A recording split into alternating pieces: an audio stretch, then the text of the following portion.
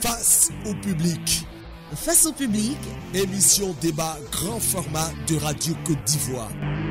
Face au public. Échange avec le public en studio et les auditeurs sur les grands sujets d'actualité, les sujets les plus brûlants de société et de développement. Suivez Face au public, votre nouvelle émission de débat tous les samedis à 9h05 sur Radio Côte d'Ivoire. Présentation Fatim Djedje. Face au public, quand le public a la parole.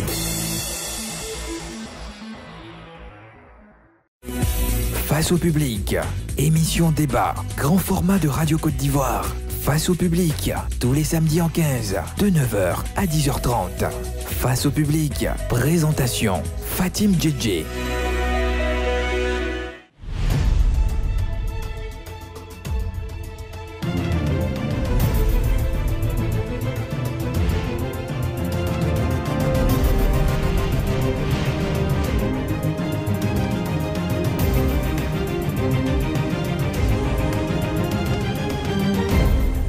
Bonjour à tous, très heureuse de vous retrouver pour ce 3e numéro de Face au public, votre magazine de société sur Radio Côte d'Ivoire, en direct et en public, un samedi sur 2.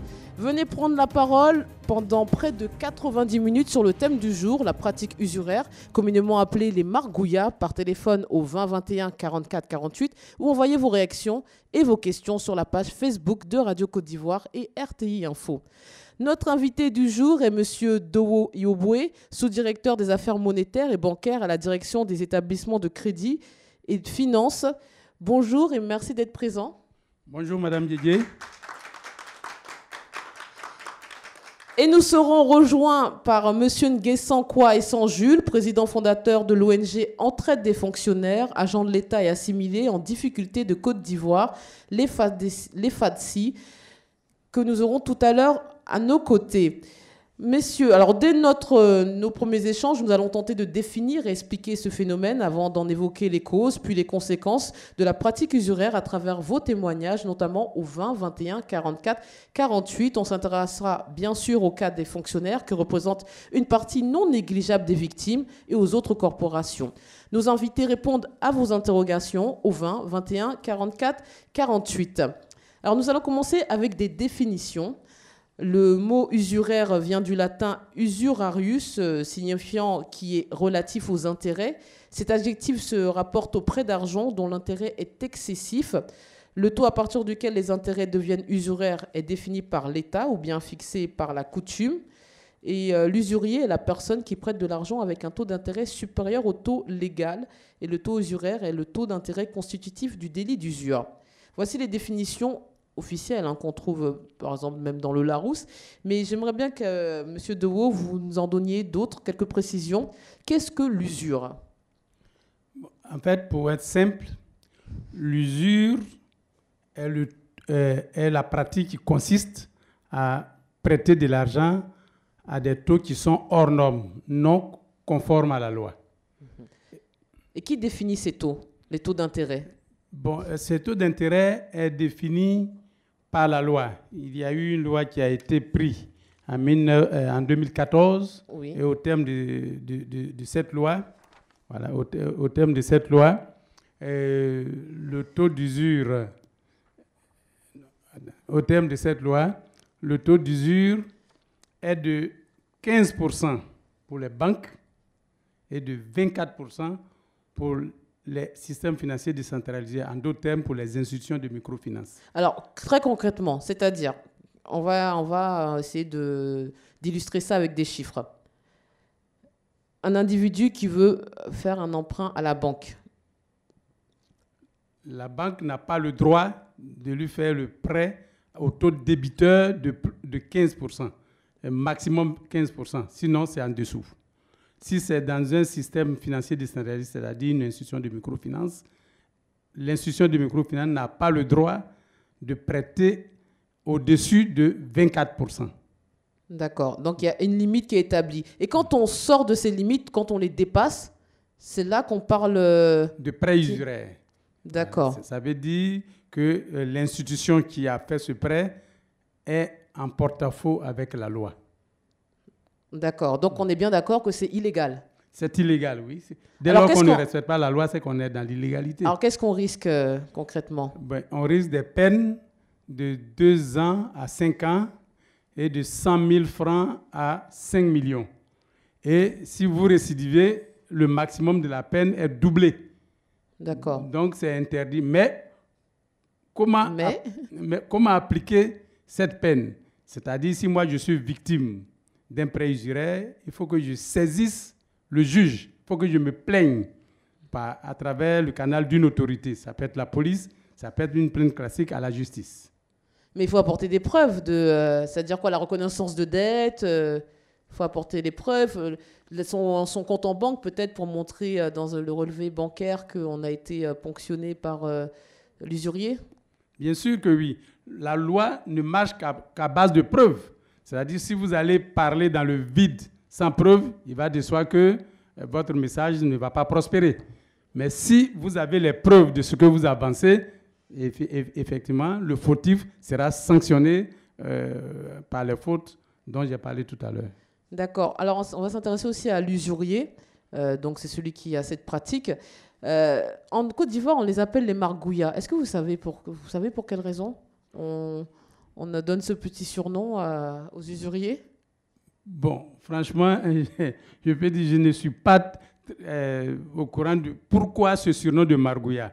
Mais leur opération qui consiste à passer d'un taux fixé à un autre selon leurs conditions. Parce que quand vous êtes chez un margouillat, il vous dit vous devez rembourser tel montant à tel terme. Si vous franchissez le terme, il double. C'est-à-dire lui fixe lui-même ses conditions de remboursement en fait. Et deux fois le taux auquel il a fixé, comme c'est des taux, j'allais dire mensuels, quand on planifie à l'horizon de l'année, on arrive facilement à 30, 40, 50%, voire 100% dans certains cas. Bon, je crois que peut-être c'est pour ça qu'on leur a donné le surnom de margouillat. Ouais. Vous pensez? J'ai vu dire, je ne sais pas si c'est vrai, que c'était aussi pour rapport à l'animal qu'on a dans les maisons et que ces jeunes sont connus de tout le monde et qui sont assis toute la journée au soleil devant des boutiques ou les commerces qui ont pignon sur rue. C'est ce que j'ai vu dire. Maintenant, n'hésitez pas à nous faire des remarques. Peut-être que je me trompe. Peut-être que vous avez la vraie définition des margouillas. Alors déjà, merci pour ces informations. Et on va rentrer dans le vif du sujet. On a été rejoint par Monsieur Nguessan pour poursuivre le sujet. Et on va dire déjà bonjour. Bonjour, Monsieur Nguessan. Bonjour, madame. Et bienvenue. Merci beaucoup. Je voudrais m'excuser pour le retard. L'autoroute est bouchée, je suis à Yopougon, c'est ce qui justifie mon retard. Vous êtes totalement excusé. Alors, Monsieur Nguessan, je disais, vous êtes président d'une association qui vient en aide aux fonctionnaires. Pouvez-vous nous dire très concrètement ce que vous faites dans cette association? Voilà. Merci beaucoup. Je voudrais, avant tout propos, d'abord rendre gloire à Dieu parce que ce n'était pas évident que je sois là et je suis là. Je dis merci à Dieu. Et je voulais aussi, avant de commencer, être reconnaissant envers le directeur général de la RTI, mais surtout, Madame le directeur de Radio Côte d'Ivoire, qui nous offre l'opportunité de parler d'un phénomène qui gangrène toute la société ivoirienne. Nous-mêmes, victimes de pratiques usuraires, nous avons donc décidé, après que nous soyons sortis des mailles des margouillas, des usuriers qu'on appelle margouillas chez nous en Côte d'Ivoire, nous avons décidé donc de mettre en place une organisation pour lutter contre ce phénomène qui est illégal. Voilà donc... Donc l'association s'occupe que de ça, que des victimes des margouillas, où il y a d'autres difficultés Oui, l'association, en fait, l'ONG EFAD Côte d'Ivoire, qui signifie Entraide des fonctionnaires, agents de l'État et assimilés de Côte d'Ivoire, n'avait pas pour objectif au départ de lutter contre le système usuraire. Son objectif, c'était de créer une structure de solidarité. Parce que quand vous êtes un citoyen ivoirien, quand vous êtes un fonctionnaire lambda ou un planteur ou un commerçant, si aujourd'hui, vous avez un problème financier urgent et que vous n'êtes pas éligible à la banque, la seule porte qui vous est ouverte, c'est les margouillas. Donc, l'ONG FARCI est un peu l'antithèse du système usuraire. Nous avons décidé donc de créer une structure pour que nous mettions des fonds en place pour que si un de nos membres a un problème, nous venions en aide au lieu qu'il aille chez un margouillat. D'accord. Voilà. Alors, les fonctionnaires sont les cibles privilégiées des margouillas. Ils ont des revenus qui ne sont pas les plus élevés, mais qui sont garantis et transférés sur leur compte en banque. Un rapport du ministère ivoirien de l'Éducation nationale datant de 2015 révélait ainsi que près de 25% des enseignants du pays étaient victimes de l'usure. Alors, vous êtes vous-même fonctionnaire, Monsieur Nguessan. Enseignant. Avez-vous déjà utilisé les services des margouillas? Oui, je l'ai dit tantôt. Avant d'intervenir, je vous ai dit que c'est parce que moi-même, j'ai été victime. Alors, racontez-nous ce qui s'est passé. Bien, je suis de la promotion de l'École normale supérieure de Côte d'Ivoire, promotion 89-91. J'ai été affecté au lycée moderne de Tengrela le 12 octobre 91. Donc, je fais partie des professeurs raccrochés de Côte d'Ivoire, première promotion. Et vous savez qu'à l'époque, le professeur certifié que j'étais, professeur certifié d'histoire-géographie, mon salaire net, c'était 141 000. Alors que si j'ai choisi d'être professeur et surtout faire le CAPES, c'est parce qu'à cette époque, le salaire d'un professeur certifié tournait autour de 400 000. Et vous comprenez que quand je pars sur le terrain, convaincu que j'allais avoir au moins 400 000 francs par mois, et que j'ai fait 18 mois sans être payé, quand je multiplie par le salaire que je pensais avoir, c'était quelque chose. Donc, certains d'entre nous ont vécu un peu à crédit en attendant le rappel. Et moi, dans mon cas précis, c'est qu'au moment où j'allais sortir de l'école normale supérieure en 91, j'ai perdu tous mes parents qui me servaient de soutien. Et puis, quand je suis rentré dans la vie active, c'est mon père d'abord qui est tombé malade, qui est décédé, et puis après, c'est ma maman. Donc, finalement, pour quelqu'un qui... J'étais devenu le premier responsable de la famille. Il n'y avait personne pour me soutenir, et j'ai vécu ces drames-là. Donc, vous comprenez que je n'avais pas de moyens, et surtout que le salaire ne représentait rien à l'époque. Parce que, je le dis, beaucoup de nos collègues sont morts, parce qu'il y en a qui étaient endettés à près de 3 millions, et on nous a payé 70% de notre rappel de professeurs raccrochés qui n'arrivaient même pas à 1 million. Vous comprenez que nous, à Tengrela, par exemple, on a mangé à crédit dans un restaurant d'une dame. Et quand c'est venu, il y en a qui devaient 1 million et quelques. Et on vous a donné 700 000. Ça peut faire quoi? Et les 30%, à l'époque, on a dit que c'est le trésor de Tengrela qui devait nous payer. Et le trésor, pendant 2 jours, vous appelle pour vous donner 5 000. Vous comprenez comment notre salaire a été vraiment mélangé. Donc, c'est dans ce cadre-là que, face aux difficultés, j'étais à Abidjan et j'ai rencontré un ami. Je lui ai expliqué les problèmes que je vivais. Puis bon, il m'a mis en contact avec un margouillat. Il est là. J'espère qu'il m'écoute aujourd'hui parce que je lui ai envoyé un message pour dire d'écouter Radio Côte d'Ivoire. Parce qu'après ça, vous parlez du margouillat? Oui, il est là. D'accord. Il est là. On s'est vu même. Il est encore en exercice. Il est encore en exercice. D'accord. Et ça, après, ici, là, il sait ce que je vais lui faire. Donc, je suis allé vers lui et il m'a prêté 200 000 francs pour pallier au prix pressé. Il m'a prêté 200 000 francs et je vous assure, pendant 10 ans, je dis bien pendant 10 ans, parce que le raccrochage a duré 10 ans, 11 ans. Pendant 10 ans, ce margouillat m'a tenu. Et il m'a exploité. Je ne veux pas, peut-être, moi je suis prêt à parler des conséquences que cela m'a apporté. Je vous assure qu'il m'arrivait d'avoir au moins 10 mois d'arrêt de loyer, etc. Attendez, vous avez réglé 200 000 francs en 10 ans ou vous avez réglé plus? Parce que là, vous me dites... Non, 200 000, quand je vous dis qu'en 10 ans, c'est-à-dire quand il vous donne 200 000, je vous ai dit tout à l'heure que mon salaire de base c'était 141 000. Vous comprenez qu'avec tout ce qu'il y a comme prélèvement, etc., donc, à la fin du mois, vous n'avez pas les 141 000. Donc, quand ce monsieur, lui, il m'a donné 200 000, et il m'a dit qu'à la fin du mois, il prend 300 000. Mais quelqu'un qui n'a même pas 200 000, à la fin du mois, tu ne peux pas prendre 300 000. Donc, à la fin du mois, il va et il a peut-être 150 000. Mais quand il prend les 150 000, c'est tous mes revenus. Donc, je ne peux pas vivre. Donc, je m'en vais vers lui. Je dis, ah, les 150 000 francs que tu as pris là, c'est ce que j'ai comme salaire. Alors, il va dire, bon, écoute, donc il dit, qu'est-ce que tu veux qu'on fasse? Je dis, bon, donne-moi 100 000. Donc, ça me fait 100 000. Et vous refaisiez crédit finalement à chaque fois. Avec mon propre argent, il me fait crédit. Et à cet argent-là, il affecte un autre taux. Donc, je devais 300 000. Il n'a pu avoir que 150 000. Et je prends 100 000. 100 000 plus 250 000, ça fait 350 000. 350 000 auquel on va affecter un taux de 50%. Vous voyez ce que ça fait. Ce qui fait que, finalement, j'étais tellement endetté que j'allais dire que c'est par pitié même qu'il me donnait quelque chose à la fin du mois.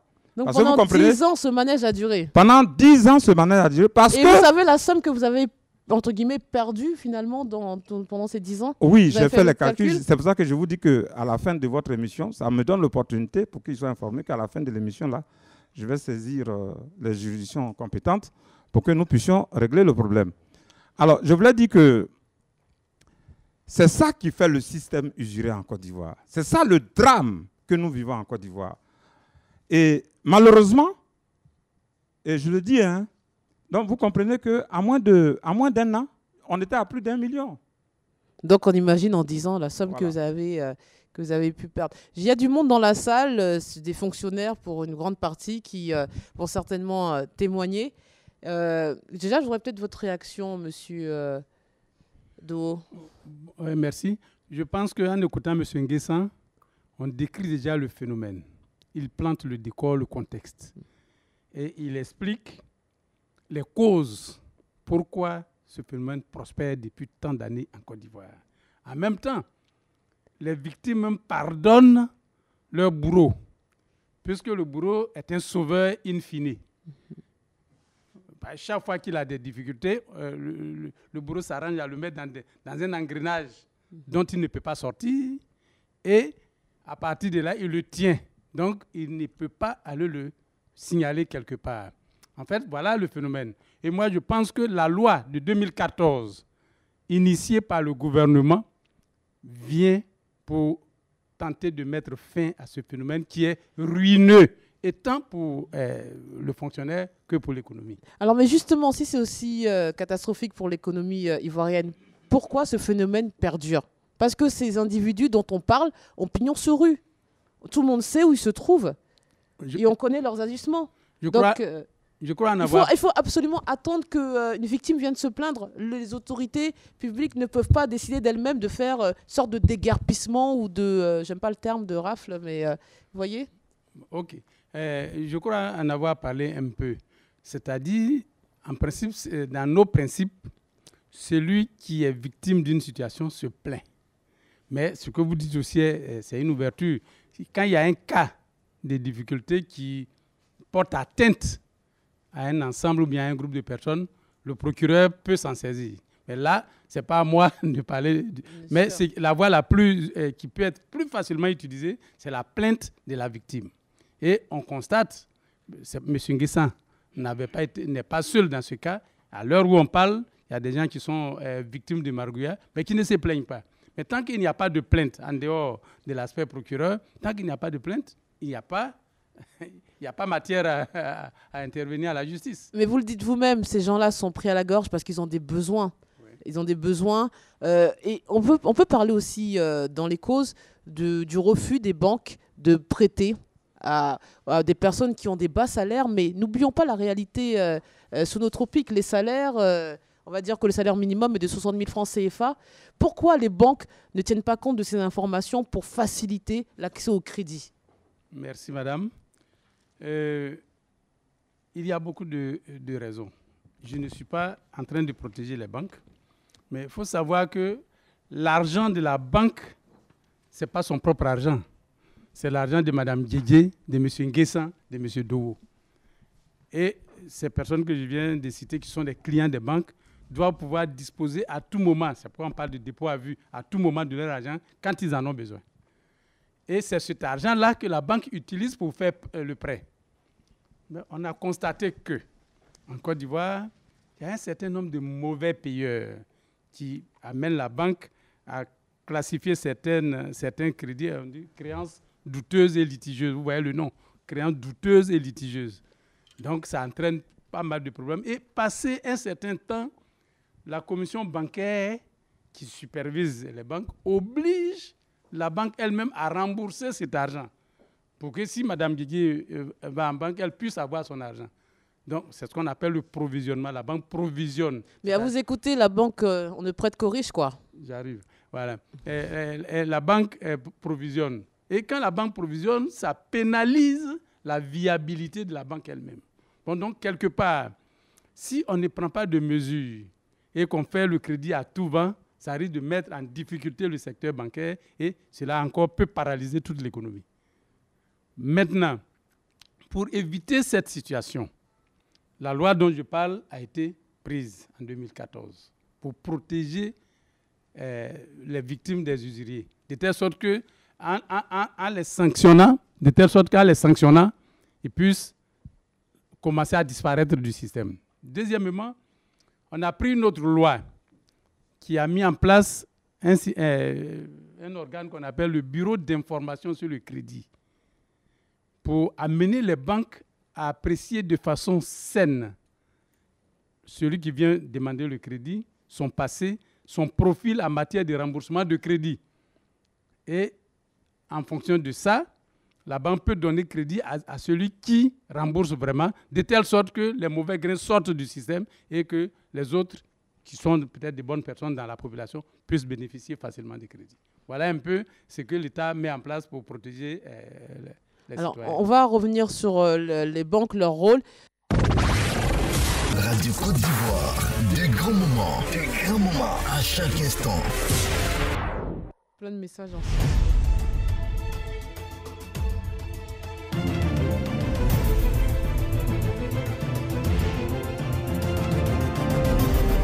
De retour sur le plateau de Face au public dans la salle Amewe de Radio Côte d'Ivoire.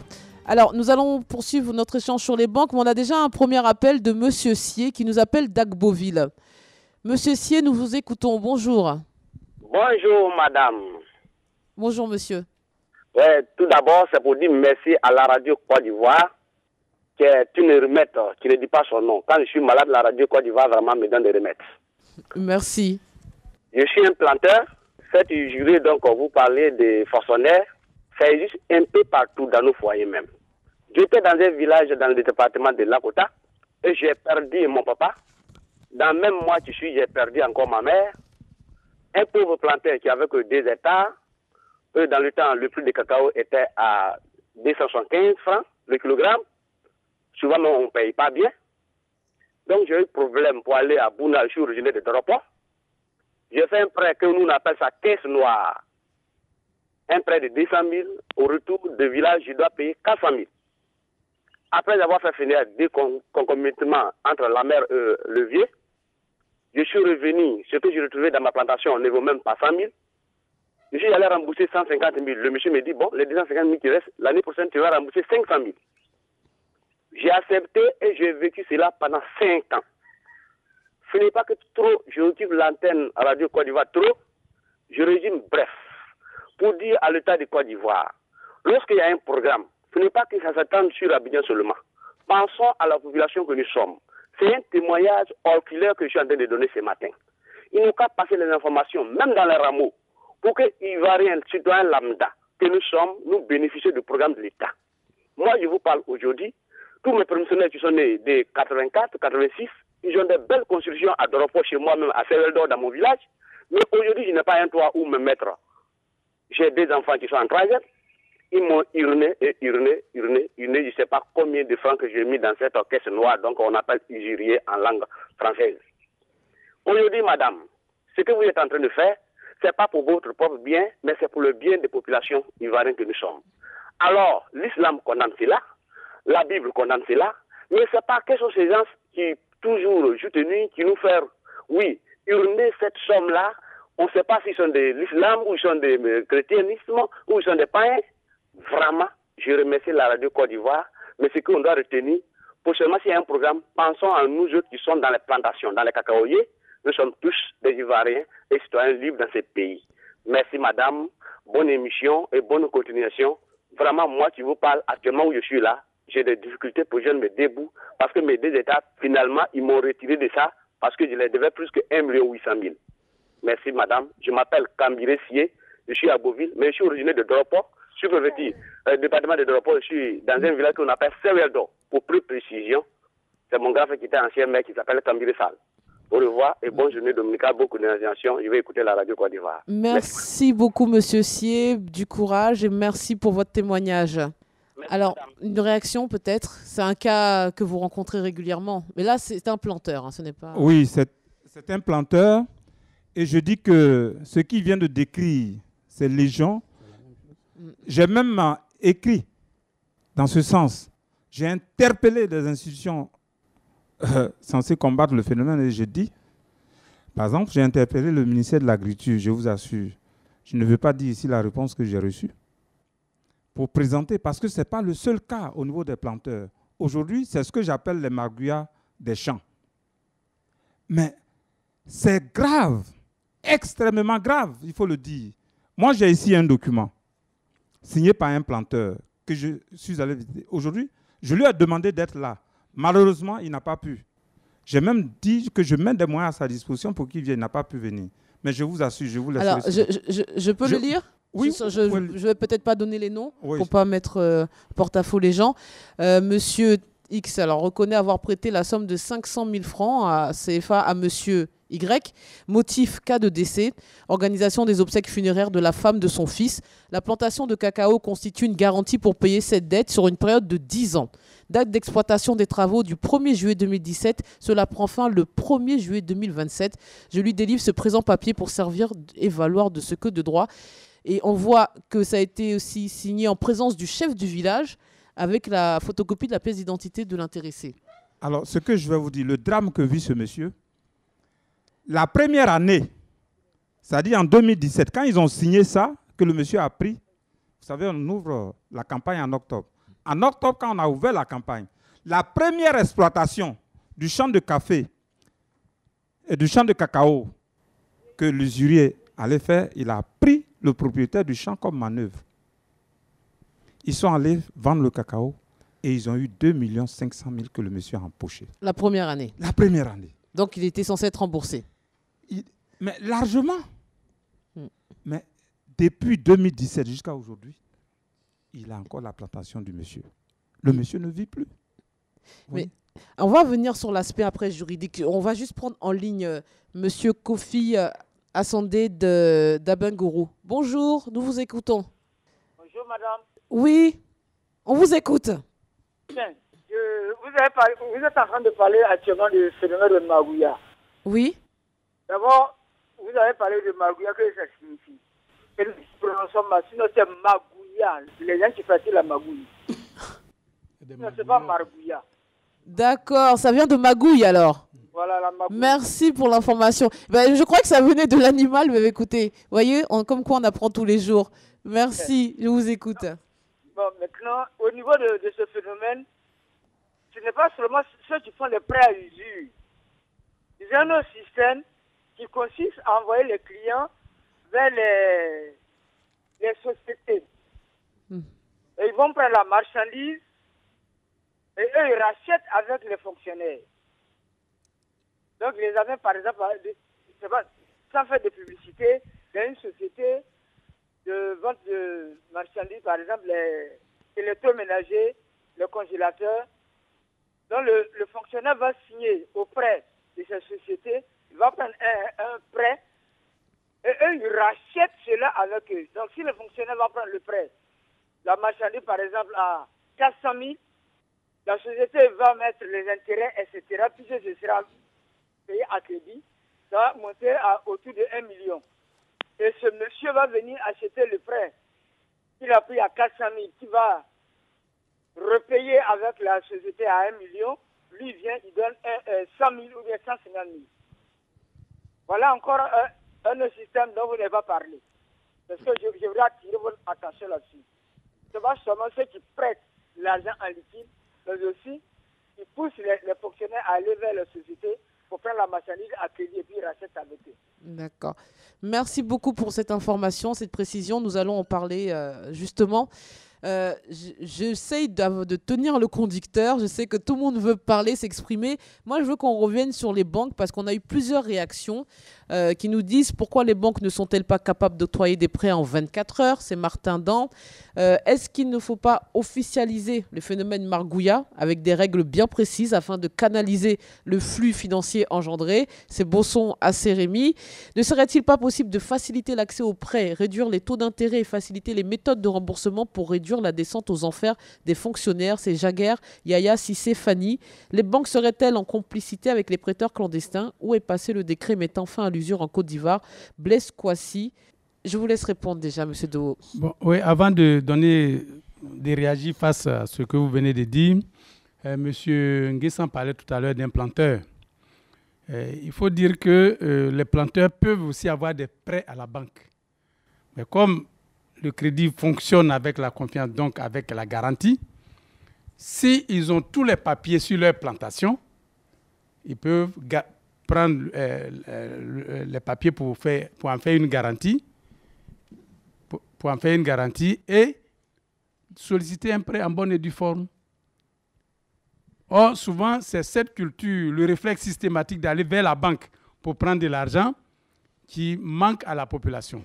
De telle sorte qu'on pense que c'est plus facile d'aller voir l'ami d'à côté ou bien le magouilla. Mais vous avez dit tout à l'heure vous-même que la banque ne prête avec certaines conditions. Mais bien sûr, Donc tout le monde ne peut pas se lever parler la condition ici, c'est la garantie. Oui. Puisque la banque va être sûre que si vous êtes défaillant à la fin, il faudrait qu'il y ait un mécanisme qui lui permet de rentrer dans ses fonds. Oui, mais il y a un dossier. La banque peut examiner votre demande, elle peut aussi la refuser sans donner d'explication. Et en plus, le délai. Des gens sont parfois dans l'urgence quand ils ont besoin de ces sommes-là.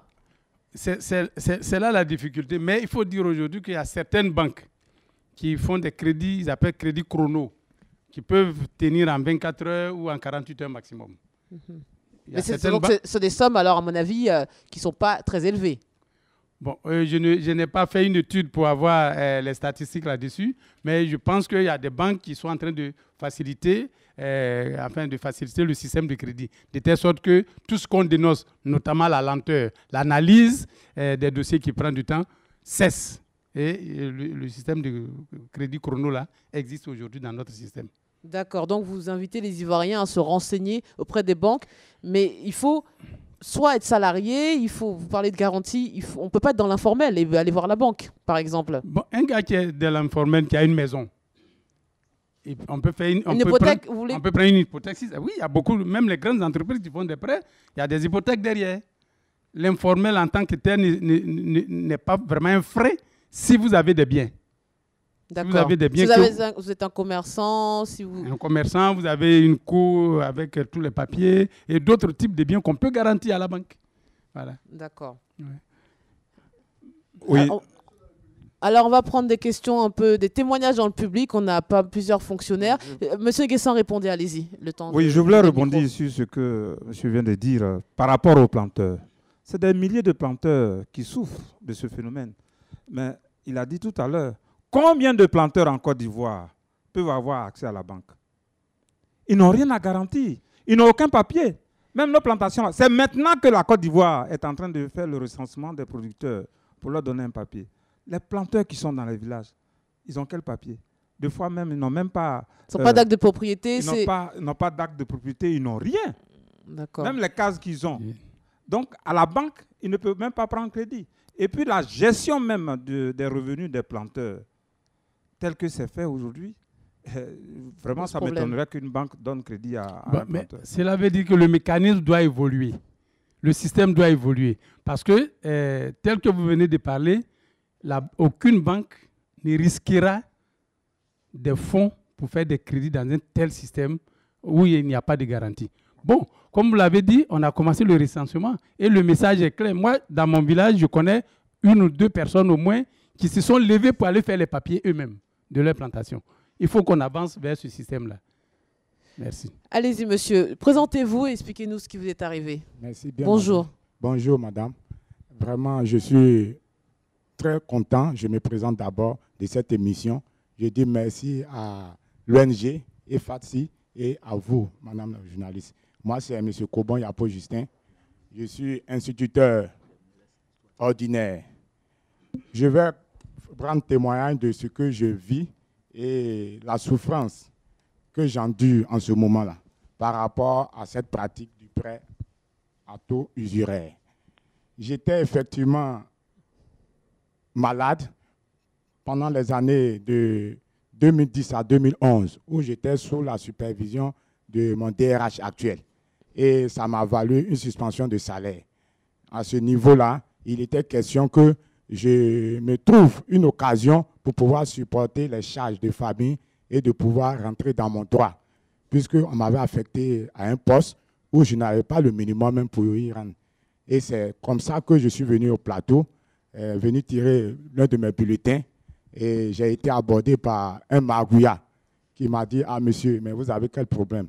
J'étais vraiment là dans un enfer aux souffrances incessantes. Je n'avais même pas 5 francs même pour prendre de l'eau. Il m'a dit, mais monsieur, votre problème-là, je peux le régler. J'ai dit, mais comment ça? Il dit, non, monsieur, je vais vous régler ce problème-là. J'ai dit, mais je ne peux pas avoir une garantie. Comment vous pouvez régler mon problème? Il dit, non, je vais vous envoyer vers des maisons. Vous allez signer des contrats. Et du coup, vous verrez que votre problème sera réglé. Et ça, même en contrepartie, même, il n'y a pas à vous prélever quelque part. C'est ce qu'ils m'ont même fait croire. J'étais vraiment dans l'embarras. Je m'en vais. On me tend 50 000 francs ou on me fait des prélèvements de plus d'1 million. Aujourd'hui, ça fait 10 ans. Si vous voyez mon bulletin de salaire, c'est chargé des dizaines de millions que je ne fais que payer à n'en point finir. Cela même m'a mis sur le carreau. Aujourd'hui, je ne peux même plus travailler. Et voilà un peu la situation pour laquelle vraiment je remercie l'ONG et FATSI. Alors, merci beaucoup pour votre témoignage, monsieur. J'aimerais que monsieur Nguessan nous explique quelque chose. Cette personne nous dit que finalement, il y a plusieurs cas comme ça, on récupère directement sur leur salaire la partie à rembourser. Comment est-ce possible? Si on est dans une pratique qui est totalement illégale, comment la fonction publique, comment l'État de Côte d'Ivoire arrive à ce qu'on puisse récupérer la somme directement sur les salaires des individus? Merci beaucoup. Je pense que vous venez de toucher l'épicentre même du développement du système usuraire en Côte d'Ivoire. Et là, vous abordez, du coup, le problème des complicités. Moi, je vous dis, il vous a dit son cas. Ça veut dire que pour 50 000, pendant 10 ans, on continue de prélever. Comment c'est possible? Et le prélèvement se fait directement sur votre salaire à la source. Moi, j'ai des bulletins ici. J'ai envoyé tous ces documents pour vous donner.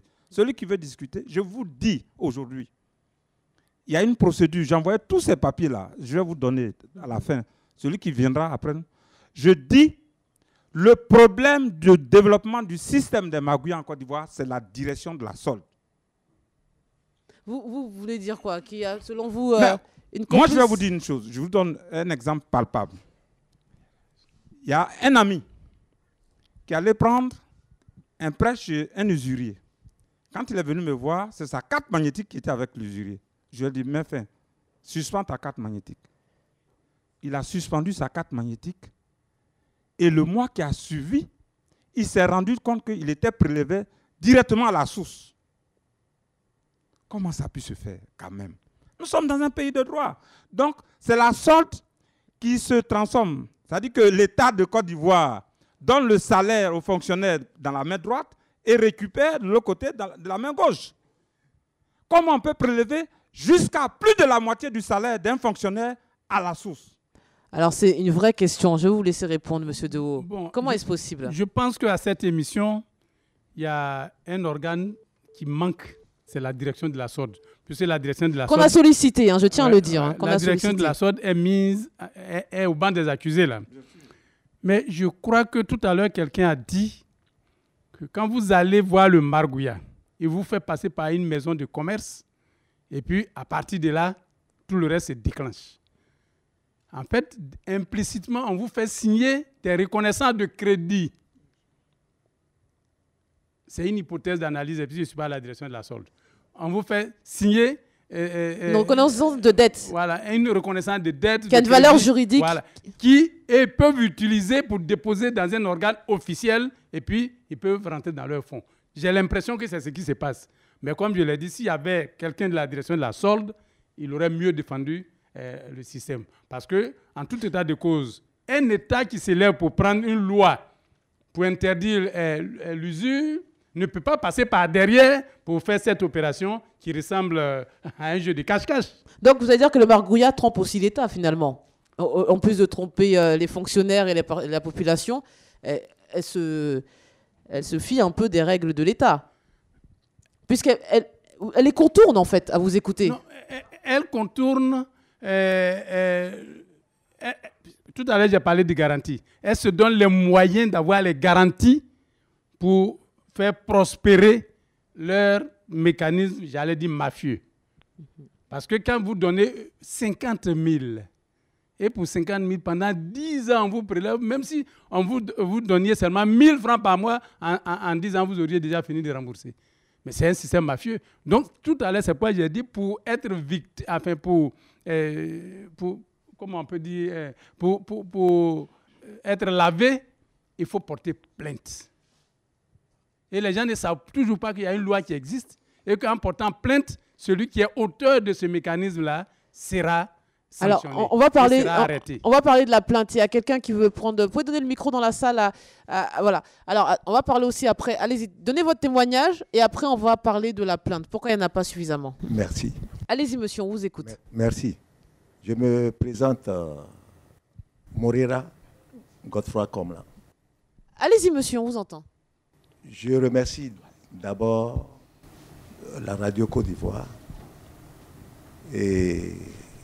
Parlez fort, hein. Je remercie la Radio Côte d'Ivoire pour nous donner cette occasion. Et surtout le président Nguessan qui nous a rassemblés ici.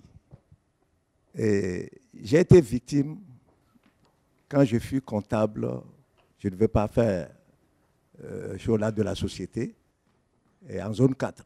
Quand je suis venu de Dakar, j'étais comptable, administration, et j'ai prêté avec... Vous avez emprunté ou prêté? J'ai emprunté, oui, avec les mêmes qui sont Côte d'Ivoiriens, là. Ivoiriens. Côte d'Ivoiriennes.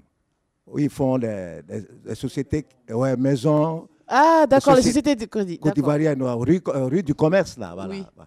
J'ai prêté avec un magouillard Yoruba, je ne me rappelle plus de son nom, 200 000.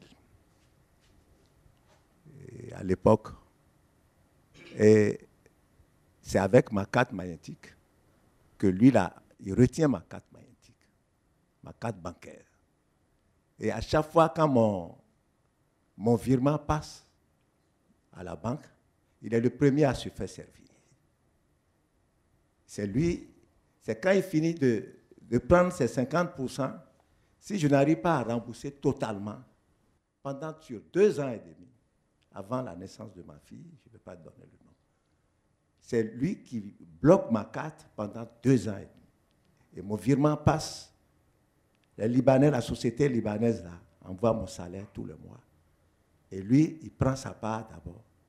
Et comme je n'arrive pas à rembourser les 200 000, il prend, c'était 50%, il avait fait. Il prend ses 50%, il garde la carte. Et chaque mois, il refait la même chose. Il fait la même chose. Et ça a duré combien de temps? Mais ça a duré 2 ans et demi.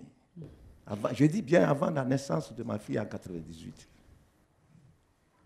Je ne vais pas mentir, sécher les Farhat et frères.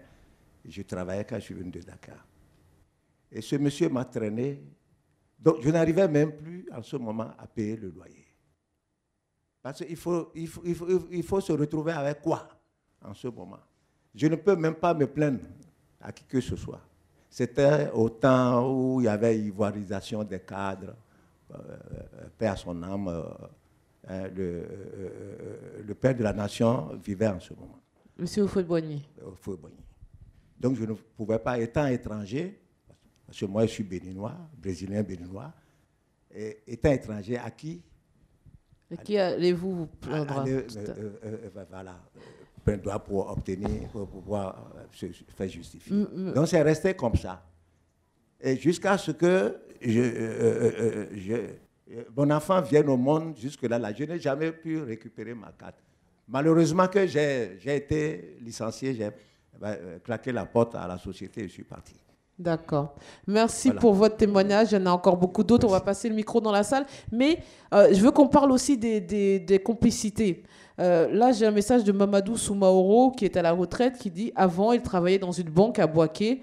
Je le cite, « Nous devions prévenir les margouillas dès que le virement du fonctionnaire tombait, se souvient-il. Comme ça, ils pouvaient se servir sur leur compte en banque en priorité et nous touchions une commission. » Alors, on a des individus qui donnent leur carte bleue, leur carte bancaire aux margouillas pour qu'ils puissent prélever la somme qu'ils prétendent devoir récupérer. Mais il y a aussi des banquiers alors qui préviennent les margouillas du virement fait. Comment est-ce possible là encore? Bon, là, ce n'est pas l'État. Ça, c'est les banques. Mais comme c'est un banquier qui le dit et que je n'ai pas l'identité du banquier... Si, Mamadou Soumaoro. Oui, non, je ne l'ai pas de visu. S'il le dit, moi, je ne peux pas contester. Il est responsable de ce qu'il avance. Mais je sais que j'étais à une émission sur la bancarisation à Gagnoa. Et ce problème a été posé. Et c'était même un peu moins grave que ça. Puisque l'auditeur, enfin la personne qui était dans le plus qui se plaignait, avait dit que pour avoir accès à la caisse de la banque, il fallait corrompre le caissier ou la caissière. Et il y avait un spécialiste, un gestionnaire de banque qui était là. Il a dit c'est archi faux parce qu'ils ont mis un mécanisme en place de telle sorte que, parce qu'en faisant ça, vous découragez certains clients. Or, la banque a pour mission d'avoir le plus grand nombre de déposants afin d'avoir suffisamment d'encaisse. Alors, bon, M. Soumaoro qui l'a dit, peut-être il a encaissé vraiment. Ça, je ne peux pas le contester, puisqu'il le dit lui-même, il a travaillé à la banque, maintenant il est à la retraite. Je ne peux pas contester. Oui, mais il y a quand même... Même quand il y a la carte bleue, bon, on sait plus ou moins les périodes de paiement, l'effectivité des virements. Mais même quelqu'un qui a votre carte bleue n'a pas accès à votre relevé bancaire. Comment savoir que votre salaire est tombé sur votre compte? Il ne va pas aller tous les jours à la tirette. Donc forcément, la personne est prévenue, M. Nguessan. Ben, je vous dis que ce que vient de dire M. Soumaoro, que je connais bien, c'est un aîné à moi. On avait passé sur une antenne ensemble. Il avait fait le même témoignage sur une chaîne de télévision. Donc, c'est pour vous dire que c'est exact. La complicité des banquiers est avérée. Je le dis pourquoi. Je prends mon propre cas. Il m'est arrivé d'aller dans une banque au guichet où j'avais un problème. J'ai négocié avec mon gestionnaire. Il m'a dit qu'il pouvait, à cette époque, il m'avait dit qu'il ne pouvait rien pour moi. C'est différent de ma banque actuellement où quand j'ai un problème, je m'en vais, le gestionnaire agit. Parce qu'on sait aussi que je parle beaucoup. Donc. Mais au moment où je sortais de la banque à cette époque, madame, j'ai été abordé par un usurier. J'ai tiqué. Comment je viens de discuter avec mon gestionnaire, je sors et c'est un usurier qui m'aborde. Il me dit, ah, monsieur, on dirait que vous avez un problème. J'ai dit, mais c'est bizarre. J'ai dit, oui, j'ai un problème. Il dit, mais moi, je peux vous aider. J'ai dit, comment? Il dit, ah, on dirait que vous avez besoin de 200 000 ce matin. Bon, vous voyez, je tombe de nu.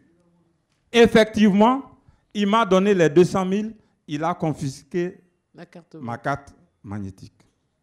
Et je vous dis, à l'époque, alors c'est ce que je vais dire maintenant qui va vous surprendre. À cette époque-là, je ne vais pas dire la banque, je ne vais pas dire l'époque, mais à cette époque-là, j'ai fait, quand il m'a donné l'argent, j'ai fait une demande, j'ai déposé un document pour faire suspendre ma carte, en donnant même une attestation de perte, qu'on prend la police et tout ça. À la fin du mois, l'usurier allait retirer l'argent de ma carte. Ah oui, ça c'est cocasse. Oui. À la fin du mois, vous êtes surpris vous-même, monsieur il allait retirer de l'argent avec ma carte. Mais j'étais surpris. Vous comprenez? Il y a ça. Mais je ne dis pas que tous les banquiers sont... Mais il y a des complicités il y a internes. des complicités qui sont avérées.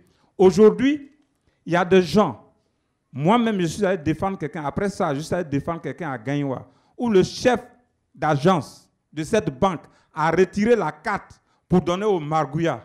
Heureusement que dès que la carte a été bloquée, le Margouya appelle la victime, le propriétaire de la carte, pour dire « Ah, je suis allé à la banque, ta carte est bloquée. » Donc, dès qu'il a appris, il a couru aller retirer son argent. Mais quand il allait se plaindre à la banque, le chef d'agence a pris la carte pour lui donner, comme c'est dans une petite ville. Il a pris la carte pour lui donner. Donc, vous comprenez. C'est voilà. Ce qui est étonnant. Monsieur Nguessan. J'ai quelqu'un en ligne. Une minute. D'accord, mais comme les personnes patientes, les pauvres, quand ils nous appellent, je préfère les faire passer en priorité. Vous allez répondre juste après. Hein. Juste après. On a Monsieur Zou Gervais de Yopougon. Nous vous écoutons. Bonjour. Oui, bonjour, Madame Fatim Guégué. Bonjour, monsieur. Alors, je voulais saluer M. Toron Yobo et M. Nguessan. J'ai rapidement deux préoccupations. D'abord, la première préoccupation s'adresse à M. Nguessan. Quoi que je remercie, ça fait la deuxième fois que je l'écoute sur les antennes de Radio Côte d'Ivoire. On ne sent pas cette loi qui a été votée contre ces personnes qui s'adonnent à ces pratiques pour appauvrir les honnêtes citoyens.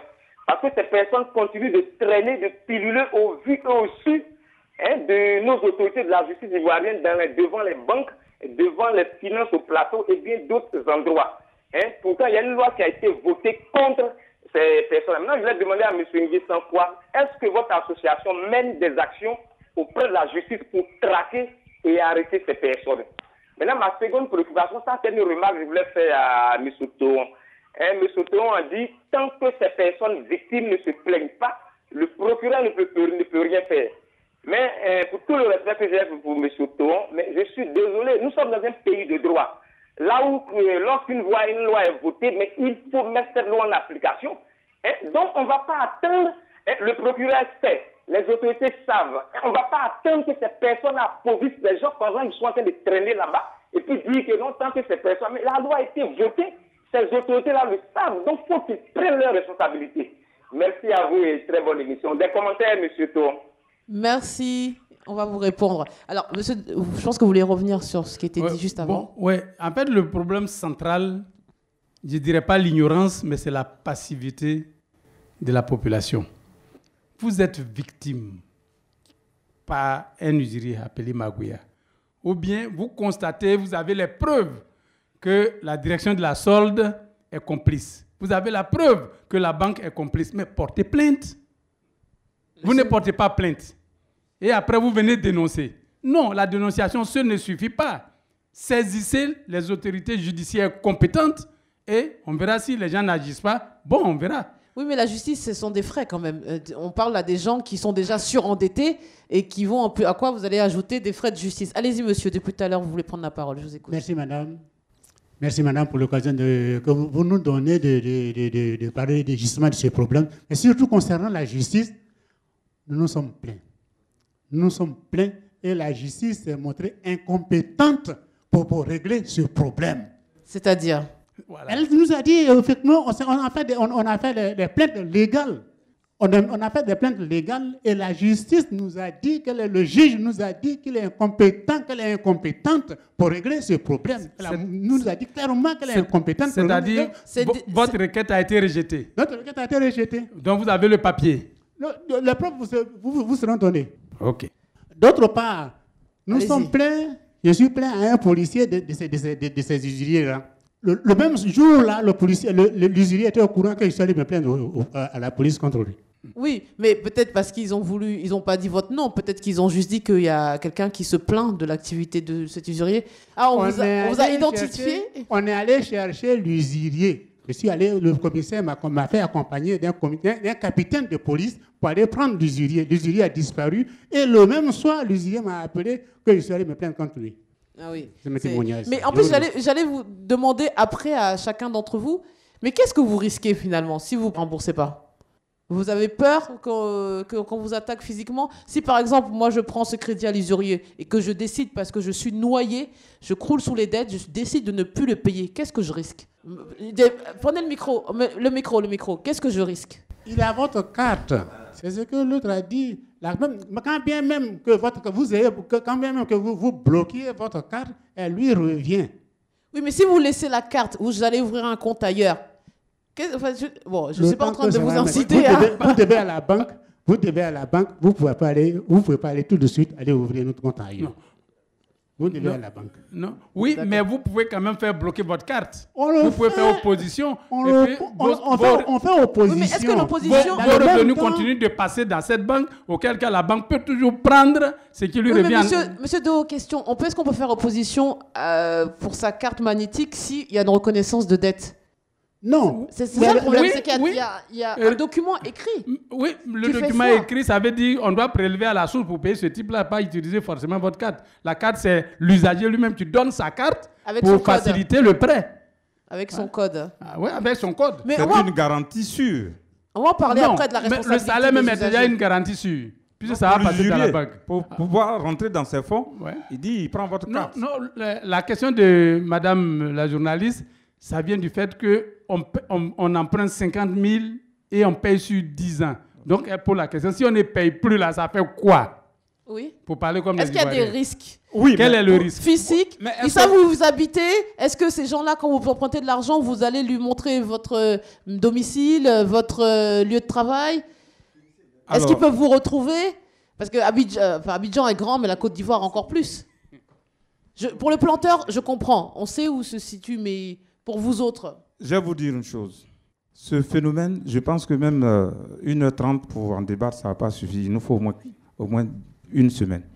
Je vais vous dire, les usuriers ici, aujourd'hui, il y a beaucoup de fonctionnaires qui ne vont pas au travail, qui ont quitté leur domicile. Vous savez pourquoi? Parce que les usuriers vont jusqu'à les encaisser sur leur lieu de travail ou bien dans leur maison. Quand vous mettez fin, vous bloquez votre carte. Et je vous ai dit tout à l'heure, quand vous bloquez votre carte magnétique, quand vous avez la chance de faire bloquer votre carte magnétique, il s'en va au trésor et on vous précompte. Le problème de margouillat en Côte d'Ivoire, il y en a deux types. Oui. Il y a le margouillat ambulant. Lui, il se promène avec son argent dans sa poche. Il est devant les banques, devant les endroits où les fonctionnaires et les retraités peuvent recevoir leur salaire. Là, c'est le margouillat ambulant. Il y a aussi le margouillat mobile. Lui, là, il crée... Immobile, alors? Voilà. Lui, il crée son petit magasin. Il met 2 frigos, comment on appelle... téléviseur. Voilà. Il met son bic à côté avec son petit machin. Et tu viens, tu souscris. Tu prends la dette... il te fait faire un dossier. Ce dossier qu'il fait, il prend ça, il dépose ça à la justice, au greffe. Et le greffe donne l'ordre à l'AJT. L'AJT donne l'ordre à la solde. La solde donne l'ordre au trésor. Donc, en fait, c'est quand même le nœud du problème. C'est un commerce triangulaire. C'est ça, c'est-à-dire qu'il y a un aspect illégal. Non, mais ça, c'est pas un commerce triangulaire. Triangulaire, monsieur. Non, il utilise la procédure légale sur une pratique qui est illégale. Oui, mais comment? C'est tout. Mais justement, c'est choquant. Non, qui gagne? L'AJT ne gagne rien. Hein? Alors... Non, là, je ne sais pas. Bon, encore une fois, l'AJT n'est pas dans la salle. S'il vous plaît, je n'ai pas fini. Oui. Au greffe, vous donnez 5 000 francs. Une fois, nous sommes allés voir le procureur. Le procureur a dit, ce problème, si je me penche beaucoup là-dessus, je vais perdre mon poste. Ah. Oui. Ça, c'est grave. Ah oui, voilà. Donc là, c'est vraiment, c'est plus que grave. Là. Et encore. C'est choquant. Il y a des camarades qui ont 2 bulletins. Première face remplie, deuxième face. Il y a des gens, 12 000. Voilà. C'est le président qui a dit de retirer ma carte. D'aller mettre opposition. C'était avec lui depuis des années. 517 000 francs par mois. Mais on me donnait 12 000, comment on appelle, 60 000 francs. Les 60 000 francs, il retirait ça et il me donnait 30 000 francs. Et comment? En monnaie de singe. Je viens aujourd'hui, il me donne 10 000. Je viens après-demain, il me donne 5 000. Il me donne 1 000 francs. C'est lui qui me paye maintenant. Non, mais c'est un vrai problème d'intérêt général. Hein. Il faut que l'État se penche là-dessus parce qu'il y a un commerce triangulaire. Bon, il est aussi sexe. Il revient sur le commerce triangulaire. Bon.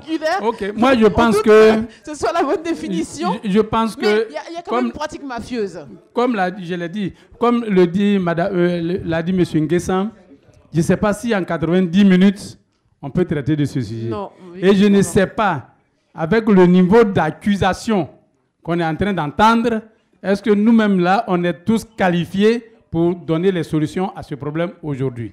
Donc, on a une ONG, et je pense que l'ONG doit prendre le constat fait en main et peut-être provoquer un séminaire de plus grand niveau où tout le monde sera invité. La justice, le trésor, la direction de la santé. Radio Côte d'Ivoire sera associée. En attendant, je privilégie, excusez-moi, les gens qui dépensent les unités pour nous appeler.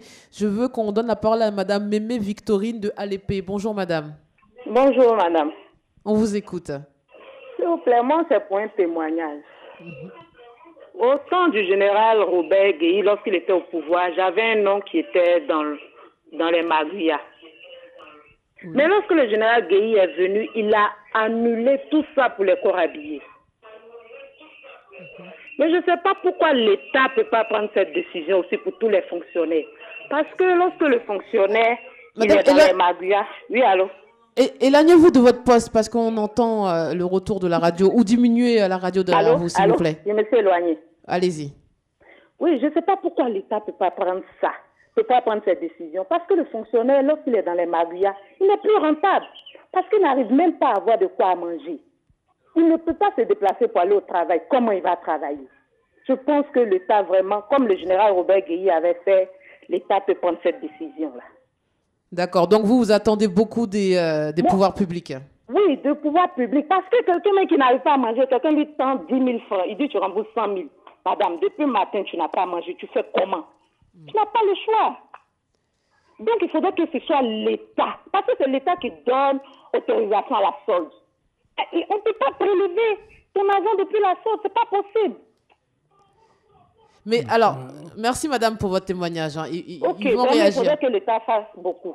D'accord, on espère qu'ils entendent ce que l'on dit. Alors attendez, parce que là, il y a beaucoup de monde qui veut parler et je veux vraiment que l'émission ait du sens.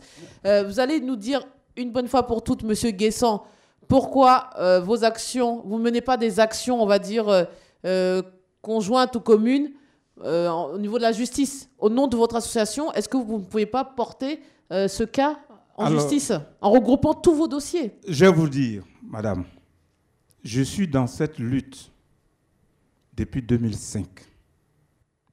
Depuis 2005, je vous dis. Le président de la République, Alassane Ouattara, qui est là, depuis qu'il a pris le pouvoir, chaque mois, je lui envoie un courrier. Chaque mois. Lundi, je vais lui envoyer l'autre courrier. Ça s'appelle la persévérance, c'est bien. Je vous dis, Dieu merci, le procureur Adou Richard qui est là. En 2007, j'ai fait une conférence au Conseil économique et social. Et quelqu'un dans la salle lui a posé une question. À l'époque, il était procureur adjoint, donc il avait représenté le procureur à la conférence. Quelqu'un lui a demandé, mais monsieur le procureur, on connaît les Magouillas. Pourquoi vous ne les arrêtez pas? Voilà la réponse qu'il m'a donnée. C'est pour ça que je voulais profiter de l'occasion, puisque je parle de lui, je voulais lui dire merci. Le procureur Adou Richard qui est là, que je connais, à chaque fois je lui envoie aussi des courriers, hein, ça je vous le dis, et il répond. Je lui dis merci, parce qu'effectivement, il nous a dit ce jour-là dans la salle, c'est pas parce que moi j'enterre des cadavres qu'on ne dort pas devant moi. C'est ce qu'il a répondu, pour faire rire un peu. Il a dit, mais si vous pensez que vous êtes victime de pratiques injurières, le système étant illégal, venez vous plaindre à la justice, alors la loi va suivre son cours. Ça, c'est ce qui est dit. Et dans la pratique? Mais entre ce qui est dit et ce qui est fait, je vous dis, ça fait depuis 2005 que je suis dedans. Ce n'est pas les écrits, ce n'est pas les dénonciations. On dit, vous-même, vous n'êtes pas victime. Donc, moi, heureusement que moi-même, je suis victime. J'ai été victime, donc je vais me plaindre. Mais je me suis plaint moi-même. Puisque maintenant, j'ai créé une organisation pour lutter contre ça, je voulais donner la preuve que moi-même, là, étant victime, je me plains. Comme ça, si pour moi, là, c'est jugé, on va voir pour les autres. Mais, comme on l'a dit, c'est pas toujours que c'est évident. Ça aboutit. Est-ce que vous avez des plaintes qui ont abouti? Est-ce que vous avez vu des magouillas sanctionnés? Est-ce que vous avez vu un procès? Moi, je vais vous dire, c'est la seule lutte en Côte d'Ivoire que vous menez et que vous n'avez pas de soutien. Non, mais concrètement, est-ce qu'il y a eu des procès?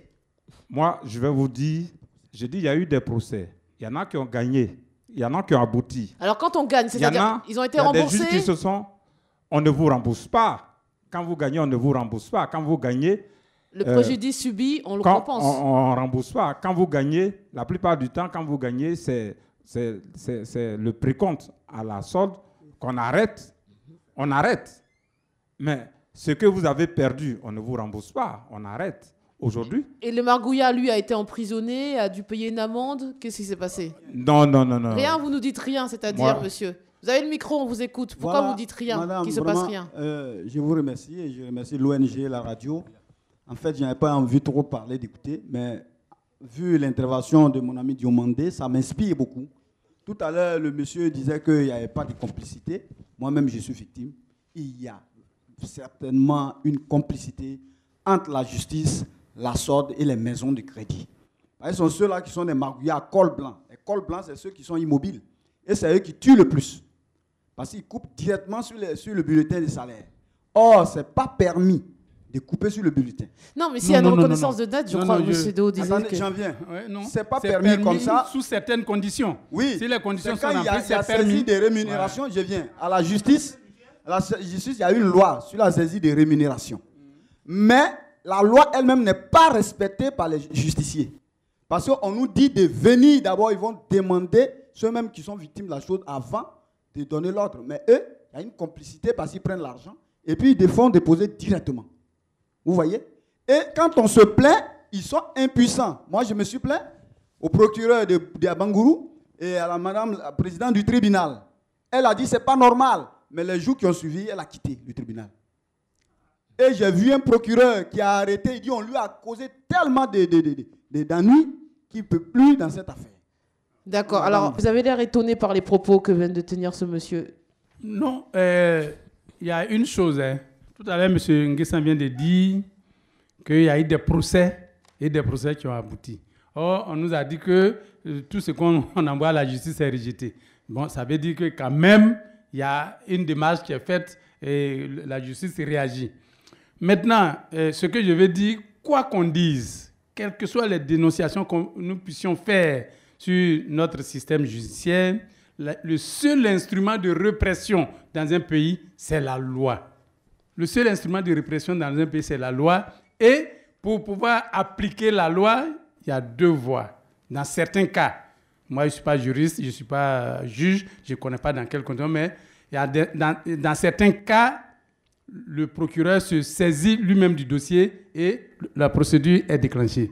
Dans l'autre cas, c'est la victime qui va se plaindre et le processus judiciaire se déclenche.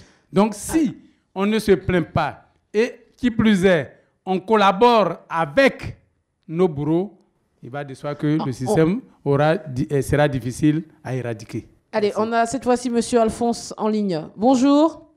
Bonjour, madame. Bonjour et merci infiniment d'accepter de nous parler de cette pratique usuraire. Alors, vous allez nous dire pendant combien de temps vous avez exercé le rôle de Margouillat, dans quelles conditions, racontez-nous un peu tout ça. Ok. Attaquer Margouillat, voilà, c'est-à-dire quoi? Là, tu viens voir M. Y, comment Alphonse. Alphonse, donne-moi un 10 000. Ok? Maintenant, 10 000, il te rembourse avec les 10 000, mais pour t'encourager, je donne au moins 500. 10 500. C'est pas une question de Margouillat. Mais alors, dites-moi, comment ça se passe? Vous sortez le matin de la maison avec combien d'argent sur vous? Ok, c'est pas une question d'argent en tant que homme. Même s'il y a eu au moins 20 000, ou bien 30 000, ou bien 100 000, tu veux demander des 10 000, je peux te donner, et puis après, tu me donnes.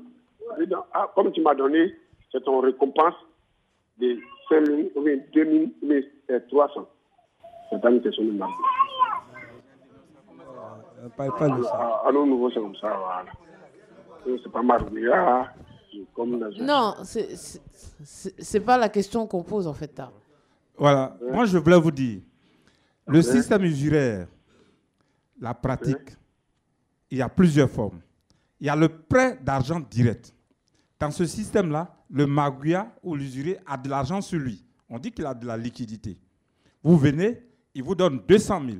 Il dit, les 200 000 que je vous donne, à la fin du même mois, vous me remboursez 300 000. Vous comprenez?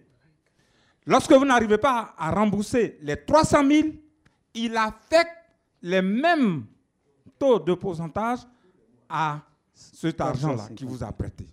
Jusqu'à ce que vous arrivez à rembourser une seule fois et le capital et l'intérêt.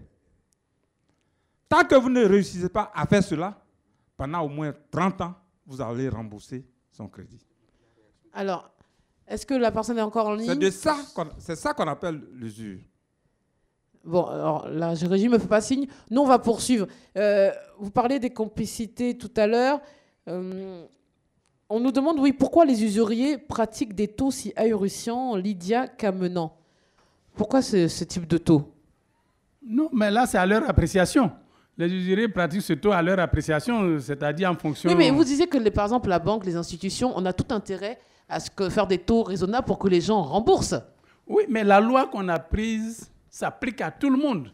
Mais comme on n'est pas informés tous de l'existence de cette loi et des mécanismes de saisine de la justice, bon, donc chacun fait ce qu'il veut à son niveau. Et comme il n'y a pas de plainte, donc ça prospère. Mais j'imagine que tous ceux qui ont été victimes, vous l'avez déjà suggéré, si M. Nguessan, qui a une ONG, met les gens ensemble et puis on fait des plaintes, chaque fois, vous allez voir que progressivement, le système, je ne dirais pas que ça va disparaître, mais ça peut commencer à diminuer. Alors, voilà. On arrive à la fin de cette émission. Moi, je voulais qu'on parle aussi de la responsabilité de ceux qui vont voir les margouillards. Effectivement, vous êtes dans des situations critiques, hein, mais vous comprenez, on a ces phénomènes aussi dans les pays occidentaux, on parle de surendettement. Il y a des gens qui vivent certainement aussi au-dessus de leurs moyens. Il y a des gens qui ont des vraies réalités, des vraies difficultés qu'on ne peut pas minimiser.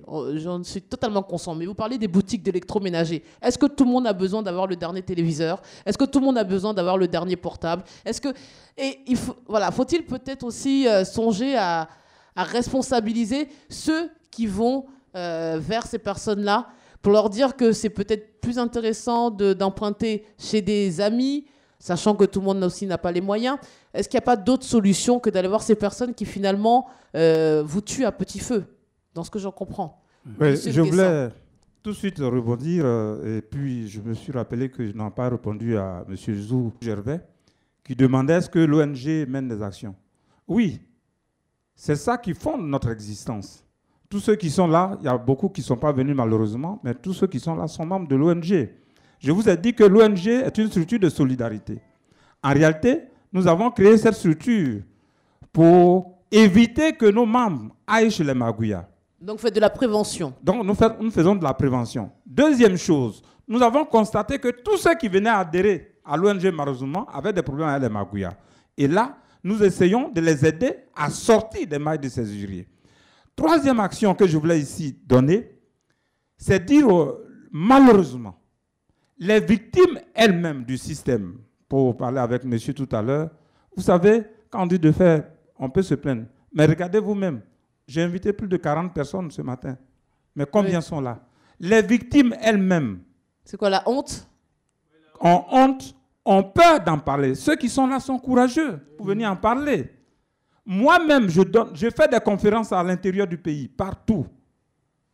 J'investis assez d'argent pour ça, et vous arrivez dans la salle, ils sont 3 personnes, 4 personnes.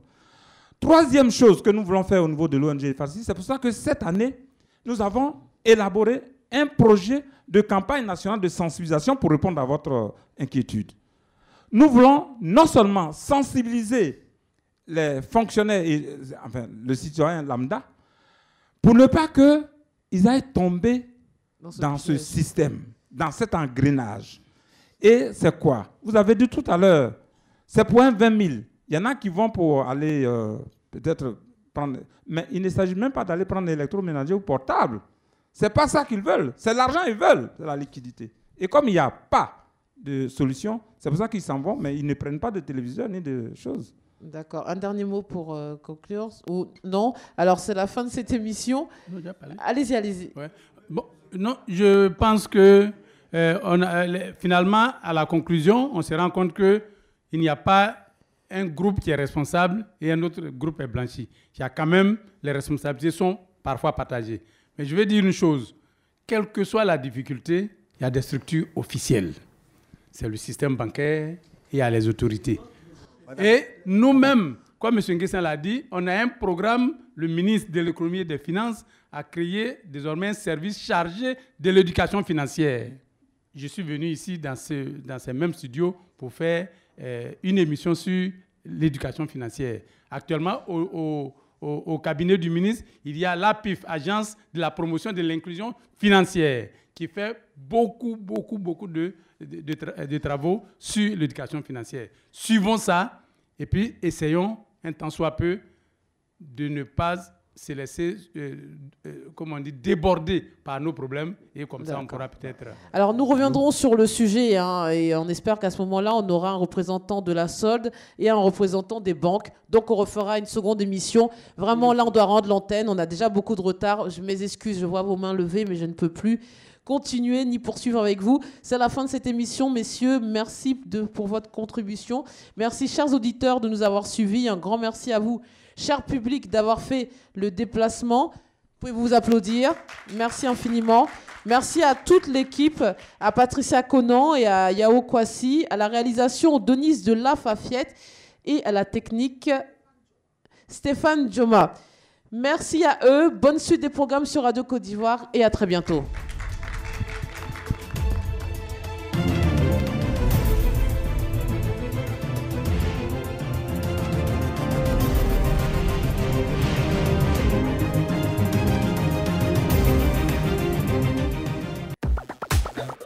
Découvrez l'actualité nationale et internationale sur votre radio. Radio Côte d'Ivoire 88.0 88.0 Abidjan 88 FM Abidjan 24h/24 Radio Côte d'Ivoire Numéro 1 sur l'info et le sport.